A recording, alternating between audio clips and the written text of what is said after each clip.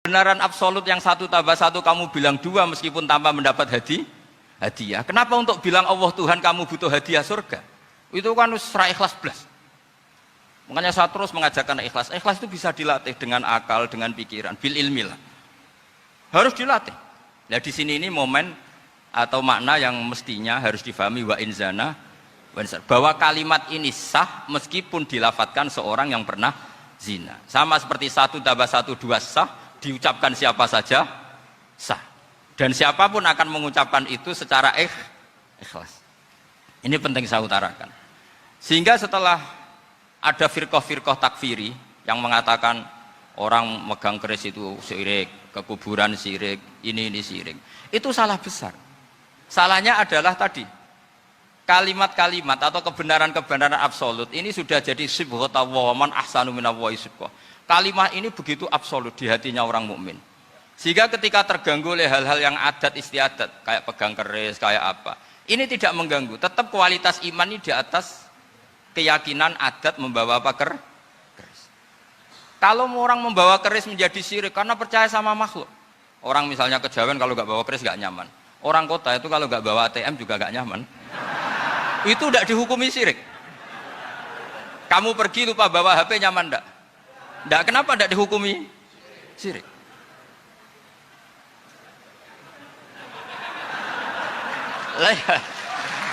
Jadi ini logika. Jadi makanya ini Gus Reza boleh ngeritik saya. Saya itu berkali-kali bilang, saya termasuk ulama yang mau bikin gerakan cangkem elek. Karena nanti kalau saya nisbatkan ke Rasulullah itu tidak pantas, karena Nabi ahsanan nasi khalqau wa khuluqa. Tapi saya siap jadi bempernya Rasulullah Shallallahu Alaihi Wasallam. Pernah ada diskusi di Jakarta, ini kisah nyata. Apa dalilnya setelah sholat salaman? Mana hadisnya? Itu dijawab hadisnya tentu kita kesulitan. Kalaupun ada hadisnya dhaif semua yang masalah musafahah. Akhirnya mau tidak mau dijawab pakai cangkem elek. Boleh nggak kamu setelah salam nyalain HP yang off? Boleh. Boleh nggak ke kamar mandi? Boleh. Oh berarti kencing boleh, nyalain HP boleh, yang nggak boleh itu ingat Allah. Karena mereka mengkritik wiridan, ngeritik salam. Akhirnya mikir deh, ada nggak hadisnya orang setelah sholat nyalain HP? Nggak ada kan? Tapi mereka nyalain HP nggak hambatan, tapi untuk salaman masalah kan? Ke kamar mandi boleh, tapi untuk wiridan nggak boleh. Akhirnya mereka sadar, oh iya. Lama-lama dibisi gini yang kelompok itu. Kamu itu korban aliran supaya kamu nggak ingat Allah, ingatnya HP-nya. Sehingga orang wiridan kamu kritik, orang nyalain HP tidak kamu kritik. Itu kelompok itu adalah kelompok orang-orang yang supaya orang Islam itu lupa Tuhannya. Itu gerakan cangkem elek, tapi jadikan orang sadar.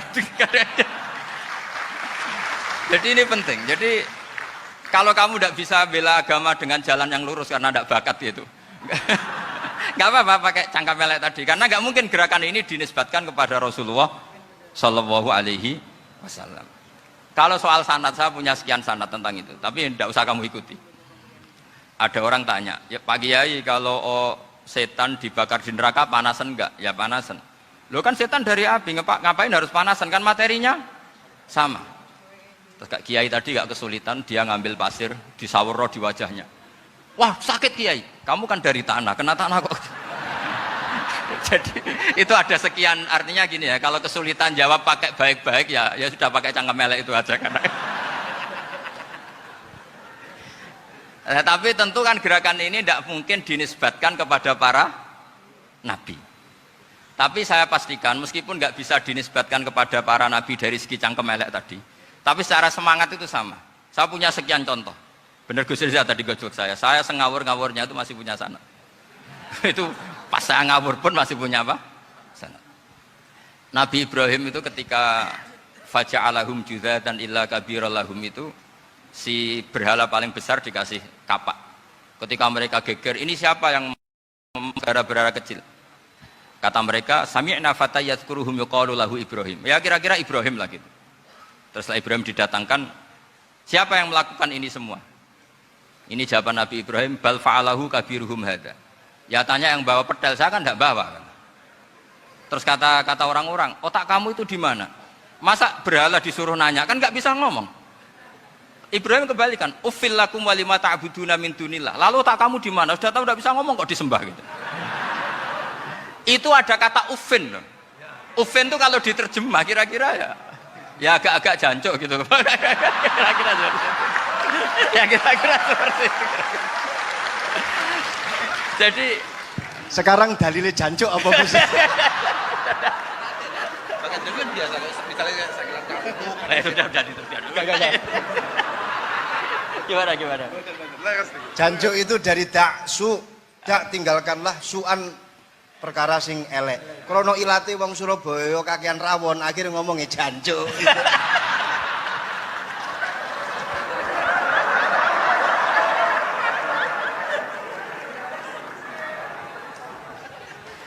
Jadi mulai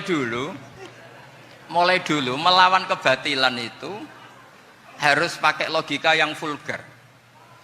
Karena memang nggak mungkin dengan bahasa-bahasa priayi itu nggak mungkin.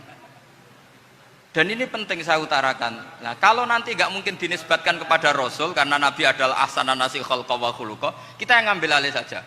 Gus Reza, saya, Gus Kaustan ini cara cangkem elek kan pantas. Luas.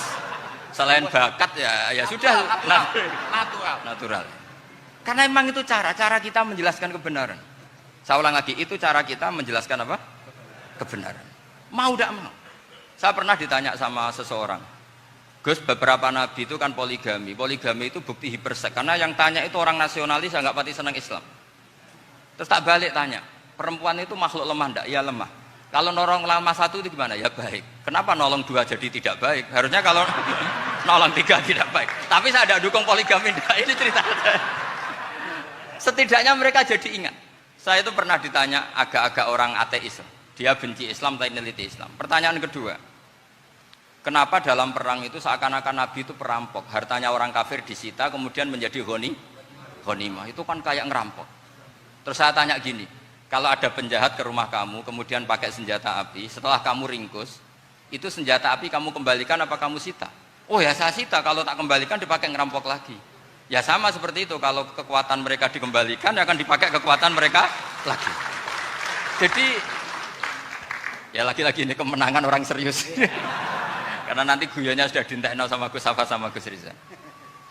Nah, kenapa saya ngajar begitu rileks, begitu santai? Karena pikiran saya sederhana. Fa innal uqula muttarratun ila qabilil haq. Akal sehat pasti dipaksa menerima apa? Kebenaran. Sehingga kebenaran itu tidak usah kamu ngomongkan secara serius, secara tidak perlu. Kebenaran itu mudah diterima. Saya itu pernah ngaji berkali-kali di Jogja di mana-mana sampai ada buku seorang dokter nulis tesisnya itu bangga lagi menjadi muslim setelah ngaji saya itu. Karena saya menerangkan itu ringan. Orang Islam itu harus mencintai Allah. Ciri utama cinta itu tidak tegang, rileks. Saya bilang begini, kalau kamu pernah 1 tahun digratisi orang rumah, makanan, kamu kira-kira itu mudah nggak mencintai orang yang berjasa sama kamu minjemin rumah dan kasih makan gratis? Mudah kan? Apalagi kita ini mudah mencintai orang yang minjemin mobil 1 tahun, ngasih rumah 1 tahun, apalagi selamanya. Kenapa kita tidak mudah mencintai Allah yang memberi kita bumi, air, oksigen, semuanya kita dikasih Allah? Akhirnya mereka mikir, wong mencintai seseorang yang ngasih dalam durasi 1 tahun saja mudah, apalagi mencintai Allah yang ngasih kita tanpa batas. Itu disebut walladzina amanu asaddu hubbal lillah. Orang mukmin itu mudah sekali mencintai Allah. Caranya dilatih tadi. Kita mudah mencintai orang yang berjasa sama kita. Kenapa tidak mudah mencintai Allah yang tentu jasanya lebih besar? Nah, karena akhir-akhir ini banyak orang yang terlalu nazir, terlalu kata Nabi kan basyiru walatu nafiru yasiru walatu asiru. Sehingga saya bikin gerakan. Pokoknya semua orang mukmin pasti masuk surga. Nanti soal ada kesalahan-kesalahan kecil yang menjadikan orang su'ul khotimah itu sifatnya kehati-hatian. Jangan menjadi hukum. Hati-hati itu tidak menjadi hukum. Kalau kamu nyupir hati-hati itu bukan berarti pasti kecelakaan. Enggak. Hati-hati itu ya hati-hati saja, tidak menjadi hukum. Ini penting saya utarakan karena kubu sebelah kampanyenya sudah tadi, setiap mati mesti tenang bersama Bapak di surga. Sementara kita mau kampanye, kamu sholat tidak mesti diterima, haji tidak mesti diterima, jadi kiai tidak mesti masuk surga. Coba kalau kita kampanye gitu terus, yang mau jadi muslim itu siapa? Jadi ini sudah tak perhitungkan matang-matang, saya milih mazhab seperti itu.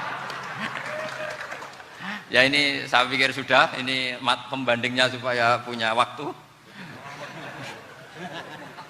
Saya suka sekali. Nah ini yang sesi terakhir ya, sesi terakhir. Saya akan cerita fikih karena Nyun sewu Gus, ada iklan sebentar dari ibu-ibu, pentolan mic kurang dekat ke mulutnya Gus Baha. Sehingga suaranya tidak terdengar sampai ke belakang. Oh, gitu, pentolannya didekatkan Gus oh, ke mulut. Ini kalau ngomong konotasinya itu mesti nyerempet. Sudah apa ya? Sudah ahlinya di situ. Ya malah ada di situ.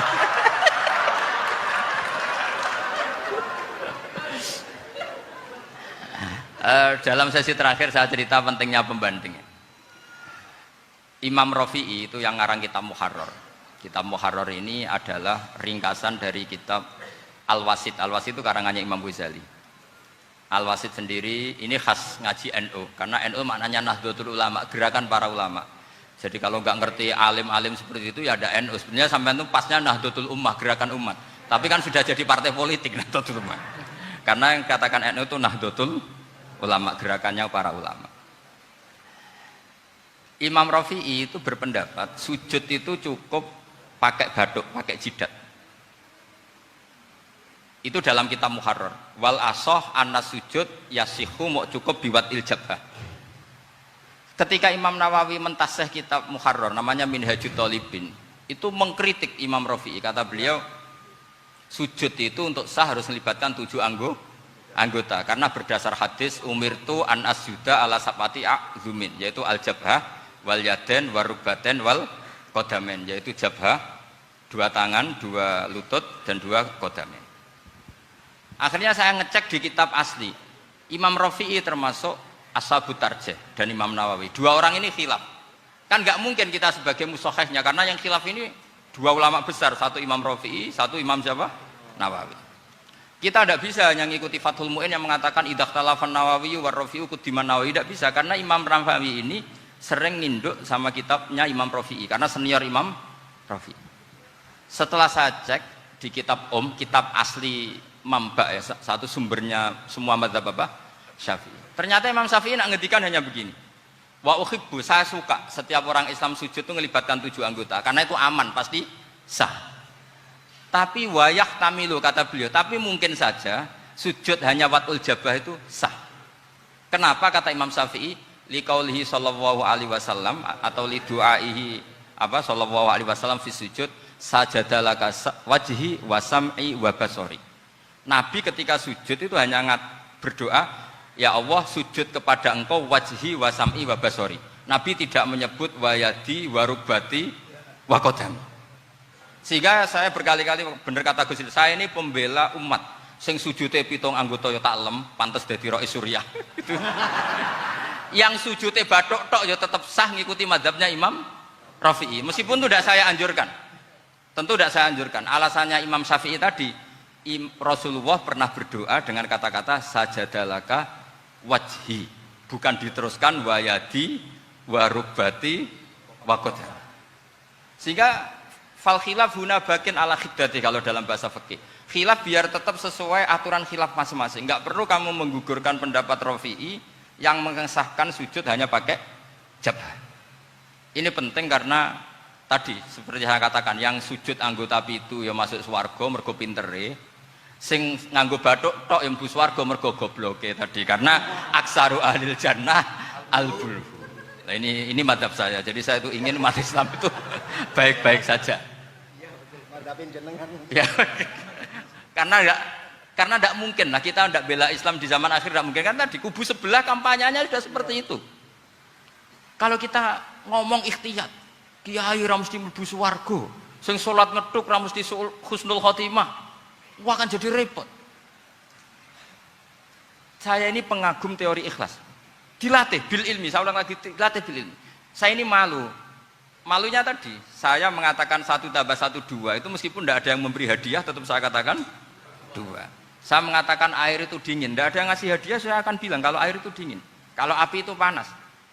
Untuk hakikat-hakikat seperti itu saja saya jujur tanpa ingin imbalan. Tapi ketika hakikat mengenai Allah kok saya minta imbalan surga dan neraka, ini apa-apaan? Kira-kira gitulah, Rais Suriah macam apa gitu.